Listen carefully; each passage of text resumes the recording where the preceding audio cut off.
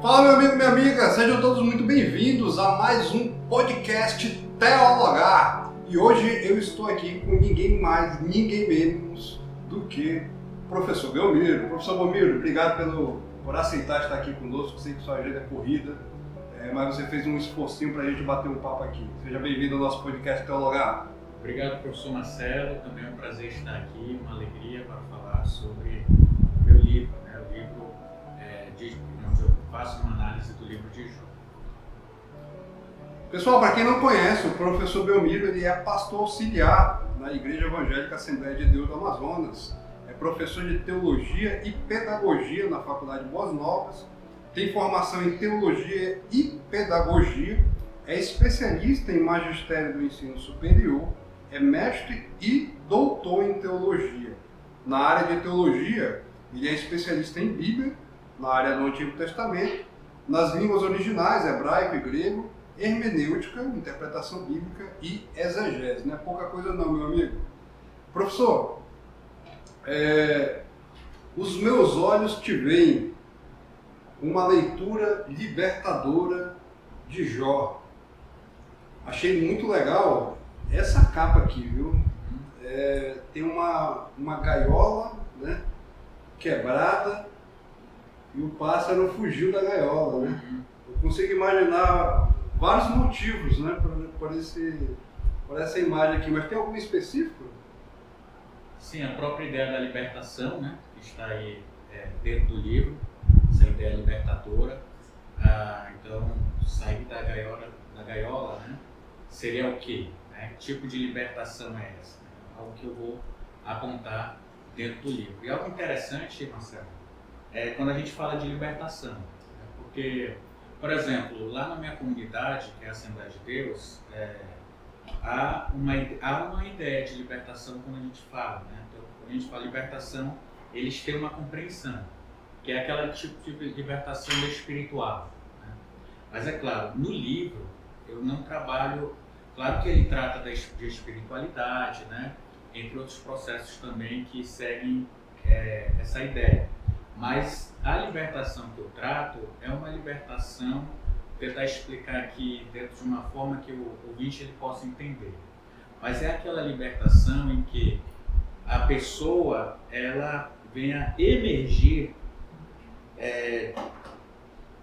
na sua consciência de uma forma em que ela possa se perceber-se, muitas vezes como dentro de um contexto de exploração, de alienação, de violência, de exclusão, ou seja qual for o contexto em que ela está, né? Porque as pessoas não percebem quando elas estão sendo exploradas, às vezes, ou quando elas estão sendo violentadas, ou quando ela não consegue perceber muitas vezes um contexto injusto em que ela está, muitas vezes ela não consegue se perceber ou perceber este contexto em que ela está incluída. Também porque a visão que a igreja tem de libertação é aquela de exorcismo, né? Isso, de libertação. Exatamente. Então, essa libertação é exatamente uma libertação da consciência da pessoa, uma libertação em que ela vai lutar. Na verdade, quando ela tem consciência do contexto injusto em que ela está, ela agora vai precisar, a partir desse próprio processo, lutar para melhorar a sua condição, né? Para sair dessa condição de oprimido, de explorado, etc. Um exemplo muito prático por exemplo, quando às vezes as mulheres, a gente sabe que a gente vive num contexto em que as mulheres sofrem muita violência, né?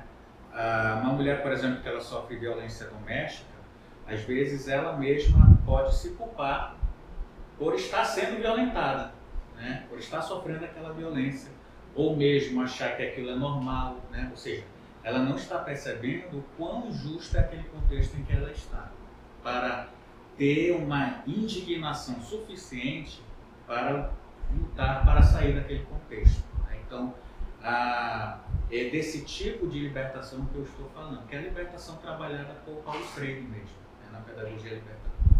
E professor, eu entendi, ficou bem claro. Sim. Essa questão da libertação aí.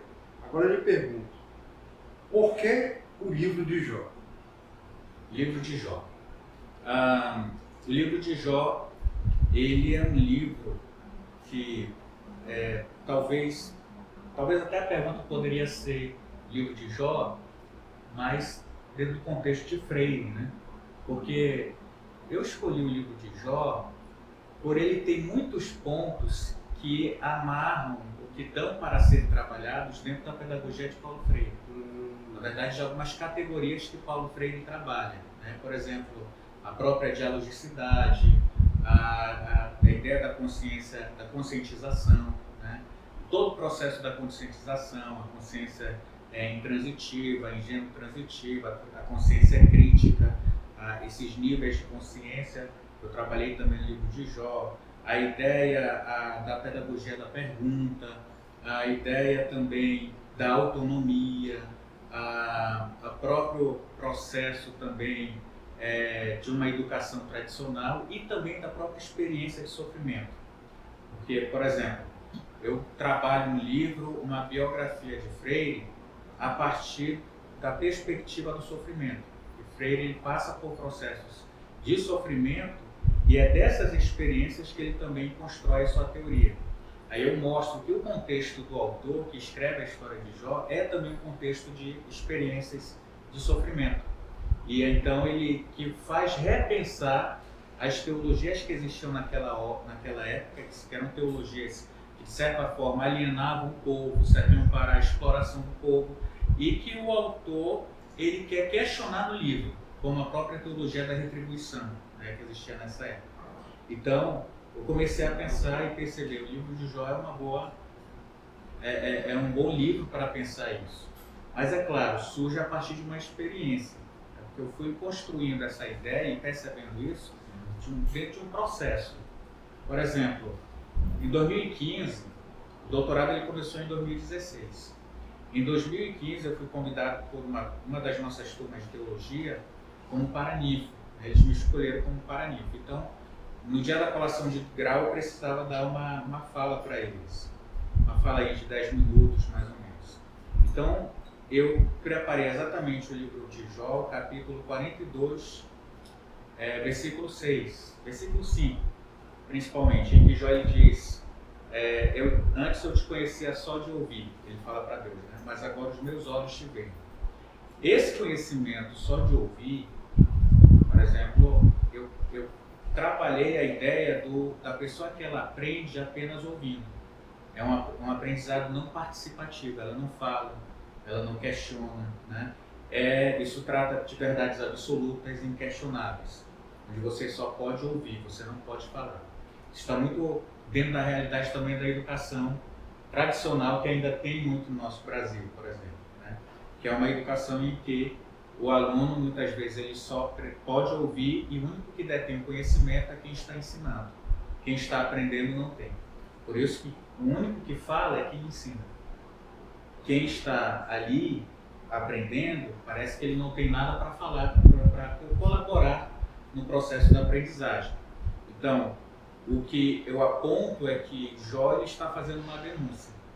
Olha, Deus, eu pensava dessa forma porque eu aprendi só ouvindo. Deixei. Ou seja, eu não participei do processo.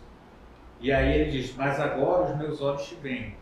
E no Antigo Testamento, ver Deus é a possibilidade de produzir um discurso sobre ele, porque quem vê Deus pode dizer como ele é também. Então, como Jó ele representa todos aqueles que sofrem, que nele está toda a ideia do sofrimento, né, do povo sofredor, de certa forma o autor está lançando a proposta para o povo.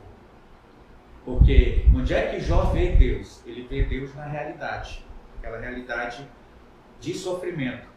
Então, o pobre ele pode ver Deus dentro dessa realidade, ou aprender, ou refletir sobre Deus dentro da sua própria crise de sofrimento, e assim participar, e poder também ter o direito a dizer a sua palavra, e dizer quem é Deus, ou tentar entender por que ele sofre, sem que alguém imponha uma verdade para ele, como os amigos de Jó estavam tentando fazer. Os amigos de Jó representam essa religiosidade que quer impor quem é Deus para as pessoas e assim até chegando a culpá-las com o seu próprio sofrimento. Genial. Então, o povo ele precisa também dizer. Então, e o senhor falou aí, né? Achei muito legal. Sim. O senhor falou sobre a teologia daquele tempo, que era uma teologia que aprisionava, né?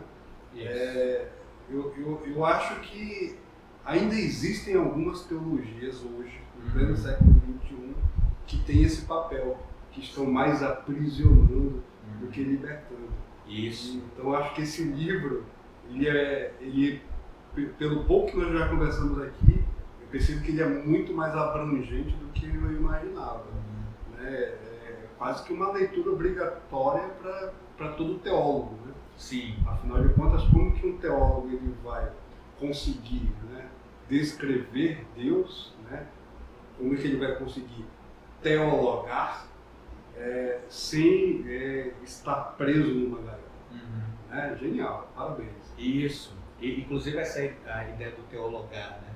Tem um autor que ele fala que um dos locos da teologia, próprios da teologia, somos nós mesmos, a partir dos próprios conflitos que nós passamos e que nos levam a crises de sofrimento mesmo, pelo próprio sofrimento, que nos levam a repensar Deus.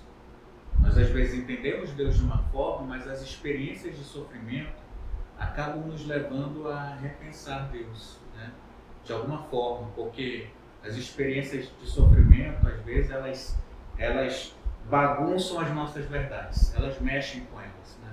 Então, é ali que nós vamos repensar Deus. Inclusive, como já dizia o próprio, quando a gente vai refletir sobre a condição humana, que é uma condição complexa, e aí a gente vai entender que o ser humano e a própria realidade, ela é tanto o caos como o cosmos, né? E estão numa mesma realidade, também no mesmo ser humano, o caos e o cosmos. A gente não vive só de cosmos, ou seja, a gente não vive só da ordem. A nossa vida não vive só uma vida de paz, né? Esse shalom que as pessoas entendem. Mas a nossa vida às vezes é caos também, é crise, é sofrimento, né? E é necessário que todo cristão entenda isso. Isso, e que é importante também. Porque, por exemplo, o Leonardo Boff ele vai dizer que é no caos que Deus se torna criativo. Deus só cria o mundo a partir do caos, inclusive, lá em Gênesis, né? E o ser humano também, nesse sentido, ele só se torna criativo no caos. Enquanto ele está na ordem do cosmos, ele só pensa Deus. Mas é no caos que ele vai repensar Deus. Ele vai ser levado a repensar. Ou seja, ele pode repensar de forma criativa. Nós temos até um hino da harpa que a gente canta na Assembleia de Deus, que é aquele: os mais belos hinos e poesias foram escritos em tribulação. Ou seja, já é um hino em que o compositor percebeu que quando as pessoas estão num momento de sofrimento, elas se tornam mais criativas. Inclusive para compor, a gente sabe, por exemplo, que as grandes teologias que nós refletimos hoje, elas surgiram em período de caos, né? O próprio Paul Tillich, o próprio Dietrich Bonhoeffer, também, a Calvart, que viveram na Segunda Guerra Mundial, que foram perseguidos, né? Eles criaram teologias muito a partir dessa crise toda que eles viveram.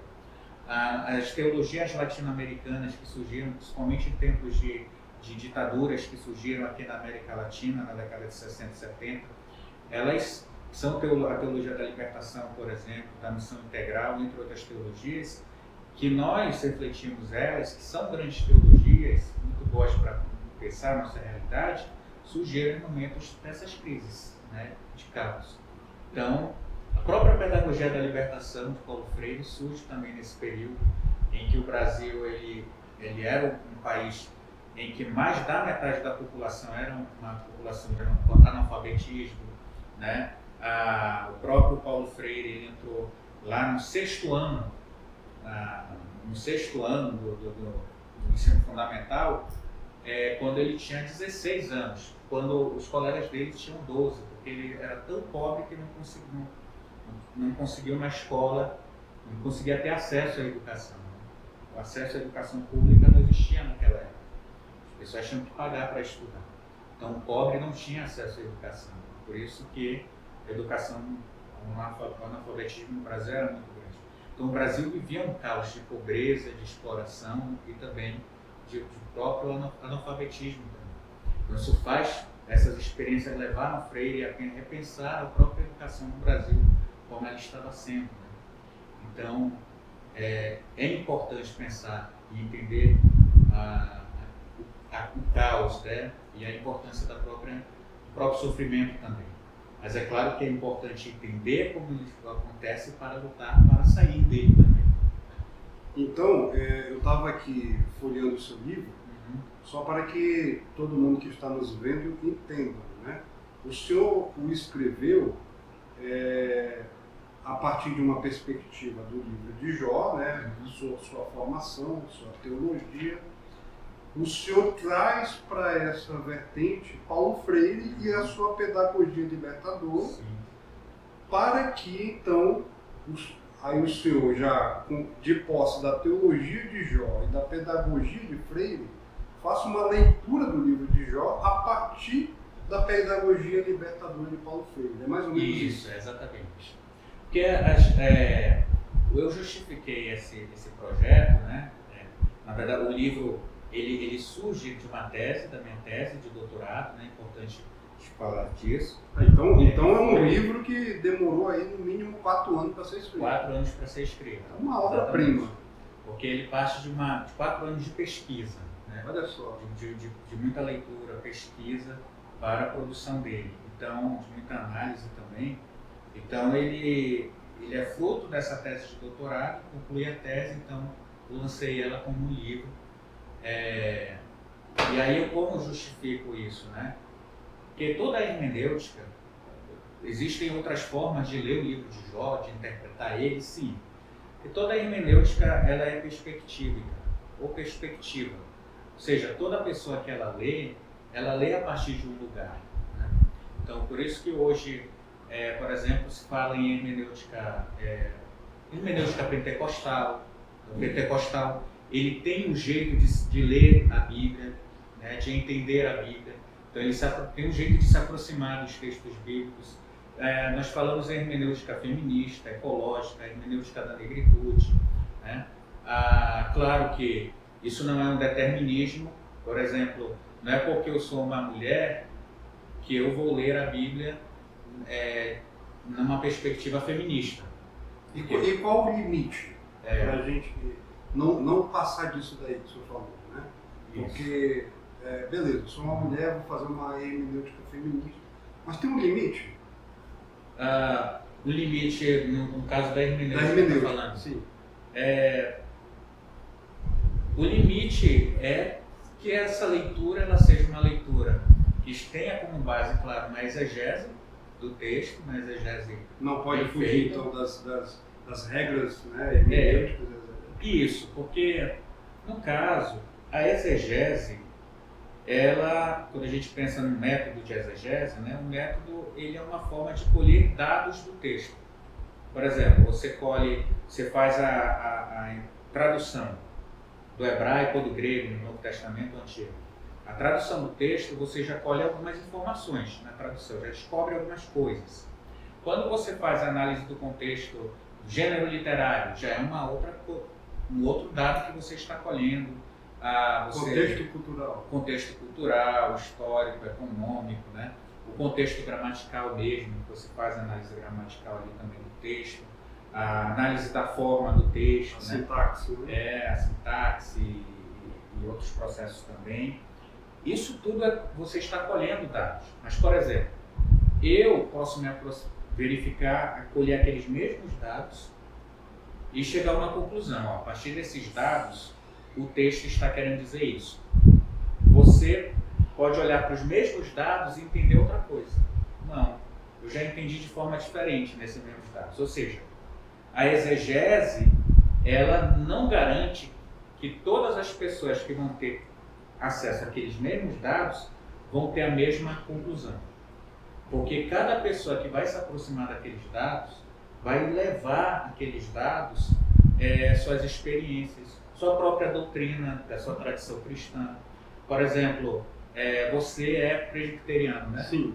Eu sou pentecostal. Evidentemente que a gente não interpreta o texto a partir das nossas doutrinas particulares da mesma forma. Perfeito. Ou seja, são perspectivas diferentes, né? Então, importante que tenha a exegese, mas sempre compreendendo essa realidade humana, que é a perspectiva que cada um tem pelas suas particularidades mesmo, que ele chega. Mas, por exemplo, aí justificando isso, é que eu digo que a minha proximidade no livro, minha perspectiva é a perspectiva da pedagogia da libertação. Então eu levo a pedagogia da libertação para o livro. É uma forma de dizer assim, como é que Paulo Freire entenderia o livro de Jó, a partir das suas ideias. Né? Como eu me coloco como freiriano também, então como é que eu a partir do conhecimento que eu tenho, das ideias da pedagogia da libertação, eu vou compreender esse livro.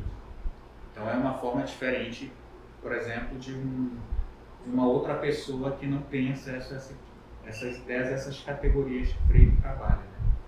O senhor falou aí sobre a compreensão do livro, né? Aí eu queria entrar agora um pouco, o senhor fala no seu primeiro capítulo sobre a teologia do livro de Jó, né? Eu tenho certeza que vão me fazer essa pergunta, então eu já vou lhe adiantar, né? Que é uma questão aí até um pouco polêmica no meio cristão, que vem sendo discutida aí, principalmente nos últimos anos. Jó existiu ou Jó foi apenas uma parábola aí de Moisés, como alguns sustentam? Certo. No caso, é claro que Jó, a existência dele, não é algo que dá para ser provado pela ciência, eu digo assim, com dados, né? Olha, Jó existiu, está aqui a prova, não dá para ser provado. Então, Jó existe na nossa fé. Nós acreditamos que Jó existiu. Existiu um homem que passou por sofrimento, né? Por um grande sofrimento, e depois ele teve tudo de volta, reconquistou tudo, e foi Deus quem deu para ele, no final das contas, a gente coloca que existiu. Até mesmo porque não vai mudar em absolutamente nada na nossa fé a pessoa de Jó ter existido ou não. O livro é canônico, o livro está ali e aquela questão eu acho muito interessante, e o senhor traz isso no livro, estava folheando ele mais cedo, sobre aqueles grandes animais, né, que Jó, por exemplo, um dos livros bíblicos que traz a existência de um Leviatã, né? E aí o pessoal faz inúmeras teorias dizendo que o Leviatã é um monstro que existiu na antiguidade. Que monstro é esse, professor? Isso. O livro ele fala do Leviatã, do hebraico, né? E ele fala também do Behemoth, que seria o hipopótamo, né, na tradução. Behemoth vem de Behemá, que seria uma fera, um grande animal. Aí Behemoth seria um tipo de plural, pode ser traduzido como feras, mas se entende que é um tipo de superlativo do hebraico, ou seja, é um animal de porte grande, é um grande animal. Um animal monstruoso, por exemplo. E aí a ideia é que seria um hipopótamo, né?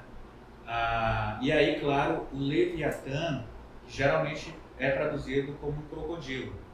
Olha aí, não é o monstro do Lago Ness, como já falaram. Os crocodilos do Egito, né, que existiam ali, mas um crocodilo. Mas é claro que no livro de Jó, esse animal ele é colocado ali nas falas do próprio Deus, que está falando, como um ser mais maravilhoso, né? Maravilhoso, mas a ideia de um ser incontrolável. Porque Jó é algo que Deus está ensinando a Jó, inclusive. Porque Jó, no diálogo com os seus amigos, ele entende que o mundo ele está um caos pela crise que ele está passando e que já saiu, inclusive, do controle de Deus. E Deus mostra que ele ainda está no controle. até mesmo das feras que são consideradas das incontroláveis, como o hipopótamo e o crocodilo, né? Mesmo sendo grandes animais, e aí ele é colocado de forma assim muito magnífica, né? Inclusive o Leviatã, mas é de uma forma em que Deus quer mostrar para Jó que ele ainda está no controle, não saiu dele, não saiu do controle dele, né? E é interessante que Deus quer ensinar o Jó. E algo ainda mais interessante é que algumas pessoas, o jeito do povo ler o livro de Jó, né? As pessoas elas têm a percepção mais da parte narrativa de Jó, que é aquela parte do capítulo 1 e 2 e a parte final, ou seja, a parte que Jó passa pela tribulação, ele não murmura contra Deus, e aí já vão para a parte final em que ele é recompensado. Mas ninguém atenta para a parte dialogada de Jó, em que Jó dialoga com seus amigos. Ali tem um Jó que ele não aceita tão fácil a luta dele. Ele quer saber por que ele sofre. Ele quer entender o sofrimento dele e ele quer entender quem é Deus nesse sofrimento mesmo. Ele não aceita mais essa teologia que os amigos dele trabalham. Ele, inclusive, ele diz, se era para mim sofrer, era melhor eu ter morrido. Ele diz ainda assim, no capítulo 3, ele amaldiçoa o dia que ele nasceu. Isso era melhor nem ter nascido. Isso era para eu ter essa vida, né? Ou seja, essa fala dele, ela representa o grito do sofredor, do pobre, já que ele empobrece, de quem perdeu entes queridos, já que ele perde seus filhos, né? De quem está doente, uma enfermidade que não consegue ter cura nessa enfermidade. Essas pessoas que passam por isso, elas em algum momento da vida vão dizer, então por que eu nasci? Se era para mim me viver nessa situação de pobreza, ou então de doença, ou então ter visto um filho meu morrer. Elas querem chutar o balde às vezes.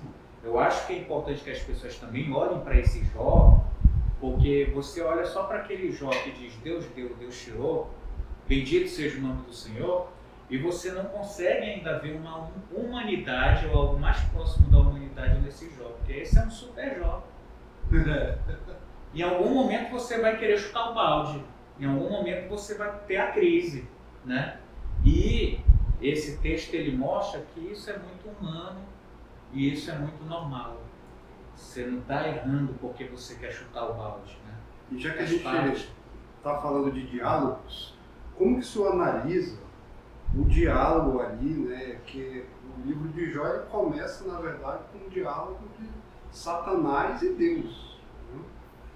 Como que o senhor analisa esse diálogo de Satanás, a questão dele ter acesso a Deus, de Deus permitir? Sim. Bom, dentro do livro eu faço uma análise, né, dentro dessa ideia do Satã, mas o Satã, por exemplo, você falou sobre o livro de Jó, você falou do livro de Jó como produzido inclusive por Moisés, ou da época de Moisés, sendo uma parábola. Um livro antigo. Tem uma linha que ela trabalha com essa ideia de Jó como um livro antigo. Sim, Jó é um livro antigo. Existe essa linha, produzido por um autor apenas. Mas eu trabalho com uma ideia, muito a partir de algumas situações que tem no próprio livro, né, as percepções, que é uma ideia mais diacrônica no livro. Ou seja, o livro ele passou por um desenvolvimento histórico, então ele faz parte de algumas... Ele em momentos da história ele foi sendo relido para responder a alguns desafios históricos. Então, Satã, até o momento em que o povo judeu ele vai para o exílio, eles não trabalhavam ainda a ideia de Satã como personagem no Antigo Testamento, né? Eles não trabalhavam ainda com essa ideia. Então, Satã, inclusive, é um termo que significa inimigo. O próprio Davi ele foi chamado de Satã quando ele é chamado de inimigo dos filisteus. Aí ali é Satã que está ali, né? Um anjo que estava ali com Balaão, ele diz, olha, Deus me enviou como teu adversário.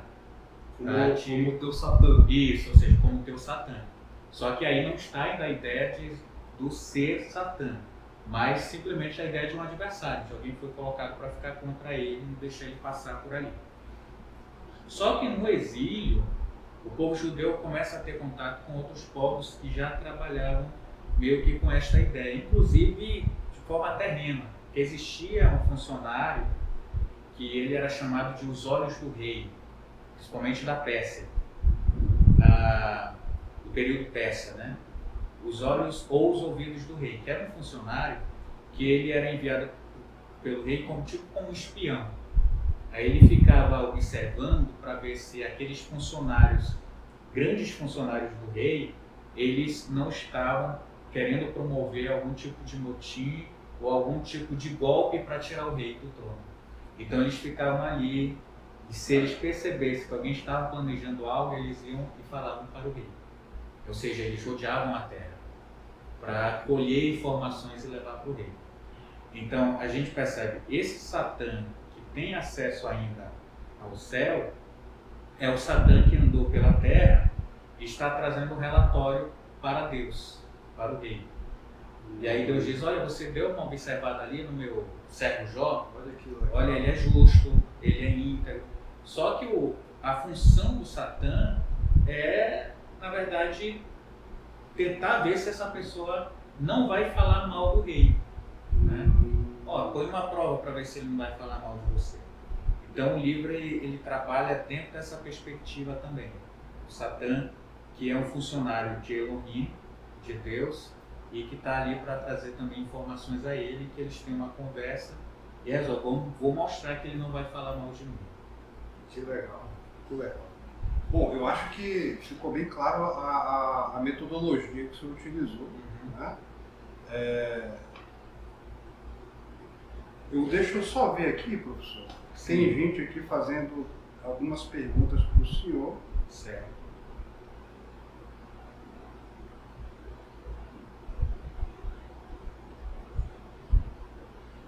Ó, tem perguntado aqui quanto tempo o senhor demorou para escrever o livro. Já foi respondido, né? Isso. Em torno de 4 anos. Em torno de 4 anos. Foi ali o tempo.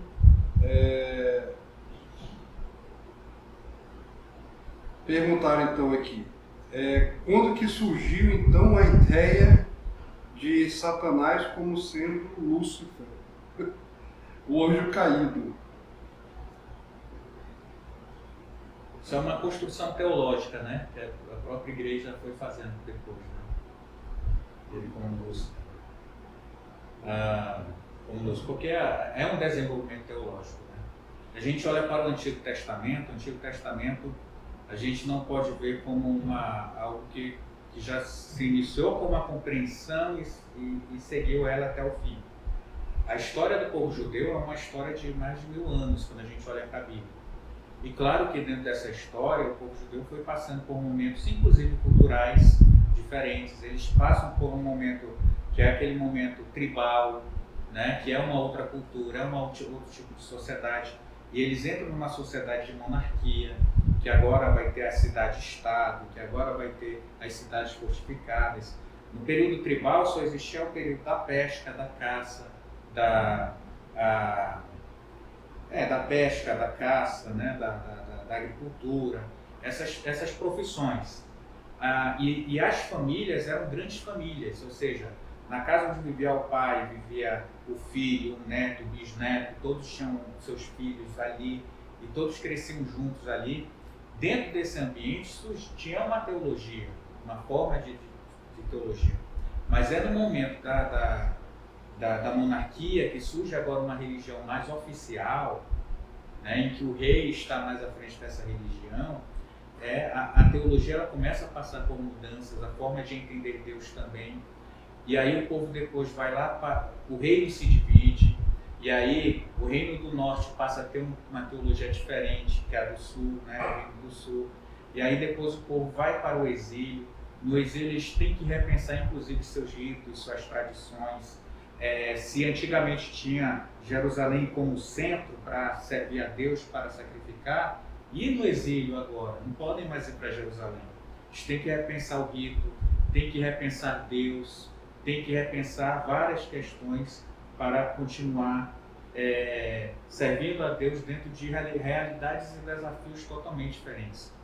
Quando eles retornam do exílio, eles passam a ter outras realidades e repensar Deus.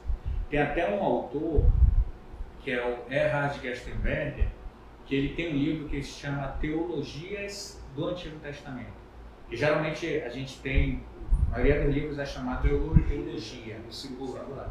Agora esse é teologias, então é plural, ou seja, ele quer explicar exatamente isso.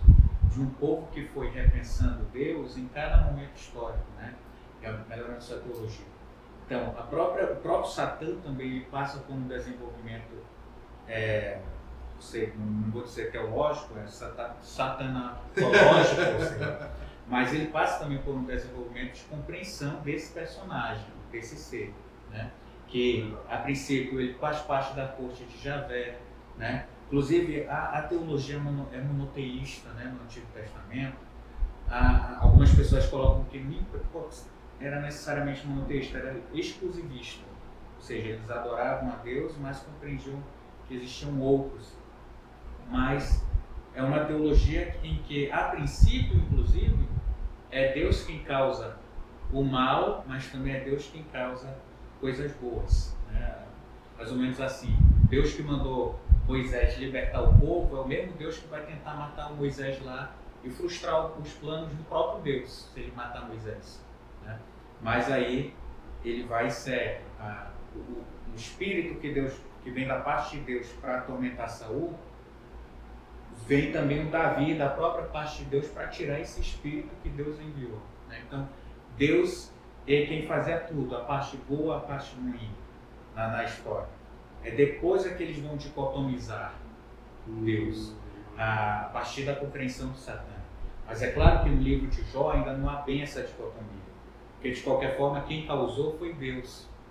É Deus quem permitiu que Satã, então é Deus ainda quem está permitindo. Mas é só lá no livro de Crônicas.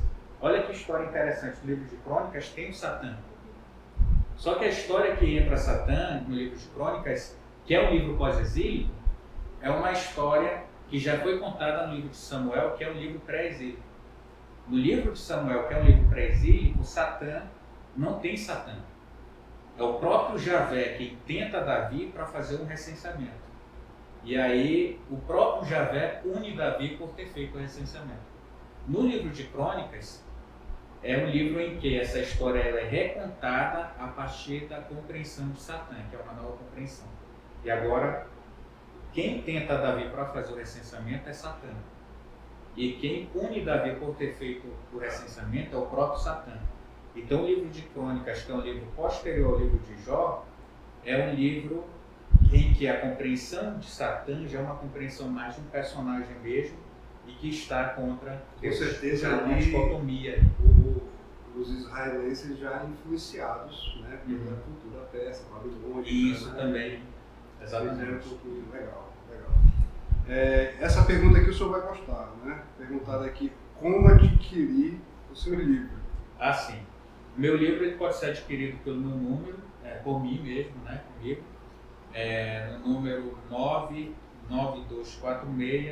99246-3287. Né? Pode ligar para mim, 99246-3287, e aí lá eu informo como valores, como fazer a compra, etc. Mas também pode ser pelo site da editora do livro, que é a editora Saber Criativo. Pode ir lá no Google e digitar editora Saber Criativo. Aí lá tem o meu livro. Acho que ele é um dos primeiros que aparecem, já que ele é lançamento. Ou então pode digitar no Google o próprio nome do título do seu livro. Isso, né? Aí ele vai aparecer. Os meus olhos te veem, uma leitura libertadora de Jó. Isso. Para a gente finalizar então, professor, pode deixar aí, né, pessoal, os seus agradecimentos, a sua fala final aí, para a gente poder encerrar aqui o nosso podcast de hoje. Quero agradecer sim, professor Marcelo, ao convite para estar falando aí algumas informações acerca do livro, né? Claro que ele tem muitas outras informações importantes, né, professor Augusto, que esse cara é um grande aprendizado. É muito importante que eu diga que ele é resultado de uma tese, portanto ele tem uma linguagem muitas vezes técnica, né? Mas mesmo apesar dessa linguagem e de toda uma pesquisa que há, né, análises que eu faço aí, eu procurei trabalhar uma linguagem que se tornasse o máximo acessível para um leitor comum, para qualquer leitor. Não, e de fato está bem acessível, viu, professor? O senhor foi muito feliz aqui, eu não consigo enxergar nem quase diferença nenhuma para uma tese propriamente dita no sentido da linguagem, né? Sim. Eu acho que todos podem comprar.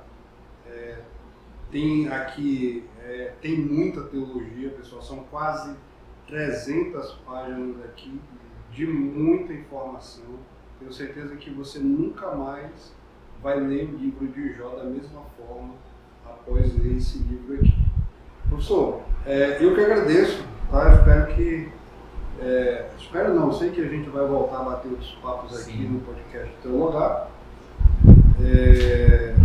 Fica aqui, né? Os nossos finalmente, os meus olhos te veem, uma leitura libertadora de Jó. Fiquem com Deus, queridos, até a próxima, se Deus quiser. Esse foi o nosso episódio de hoje, com o nosso querido professor Belmiro, doutor em teologia, que faz hoje aqui o seu lançamento especificamente para vocês, que nos ouvem, os nossos amigos e amigas de todo o Brasil. Fiquem com Deus e até a próxima, se Deus quiser. Valeu!